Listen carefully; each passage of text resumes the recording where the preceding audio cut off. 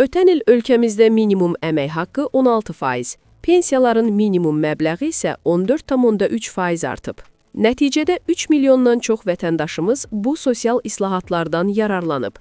Oxu 24.com teleqrafa istinadla xəbər verir ki, bunu Milli Məclisin Əmək və Sosial Siyasət Komitəsinin bugün keçirilən iclasında komitə sədri Misa Quliyev deyib. O qeyd edib ki, 2026-cı ilin dövlət büdcəsində sosial xərclər büdcənin 41%-ni təşkil etməklə 17,1 milyard manat həcmində nəzərdə tutulub. Əmək pensiyalarının orta aylıq məbləği 2025-ci ildə 540 manat təşkil edib, 2026-cı ildə isə 590 manat olacağı nəzərdə tutulur.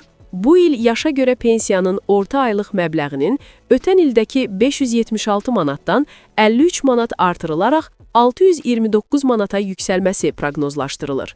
Pensiyaların minimum məbləğinə görə Azərbaycan dollar ekvivalenti ilə MDB məkanında ikinci yerdə, orta aylıq məbləğinə görə isə birinci yerdə qərar tutur. Əvvəlki illərdə olduğu kimi cari ildə də əvəzetmə əmsalı orta aylıq pensiya məbləğinin orta aylıq əmək haqqına nisbəti 50,4% təşkil etməklə Beynəlxalq Əmək Təşkilatının sosial təminatın minimum normaları haqqında müvafiq konvensiyasının tələblərinə cavab verəcək.